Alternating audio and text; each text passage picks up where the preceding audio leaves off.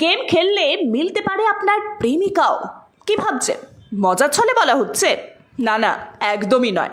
এমনই এক অবাস্তব ঘটনাকে বাস্তবে রূপান্তরিত করে দেখালো শান্তিপুর রাধানগর এলাকার বাসিন্দা সুব্রত বিশ্বাস।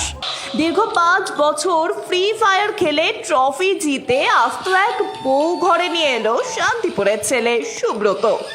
করোনাকালে লকডাউন থাকাকালীন মোবাইল গেমের প্রতি আসক্ত হয়ে গিয়েছিলেন সে, আর সেখান থেকেই শুরু হয় তাদের প্রেমের কাহিনী, যা পৌঁছয় বিয়ের পিঁড়ি পর্যন্ত। জানা যায়, সুব্রত বিশ্বাস শান্তিপুর স্টেশন সংলগ্ন দাদাভাই মোবাইল নামে একটি মোবাইলের দোকানে কাজ করত।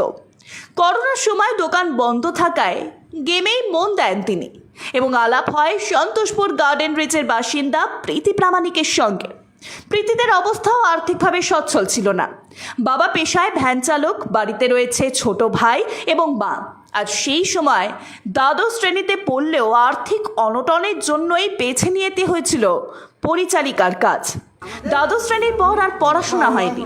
এরপর বেশ কিছু বছর পরে তারা সিদ্ধান্ত নেয় পালিয়ে বিয়ে করার, কিন্তু পরিবারকে বোঝানোর পরে পরিবার থেকে মেনে নেয় তাদের দুজনের সম্পর্ক।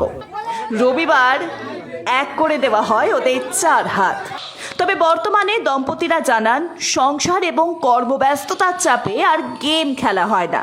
তবে গেমের যেমন ভালো দিক রয়েছে, তেমন মন্দ দিকও রয়েছে। বিশেষ করে তারা বাচ্চাদের বেশি সময় ধরে মোবাইল গেমের প্রতি আসক্ত হতে বারণ করলেন। Bureau report, sky news Bangla.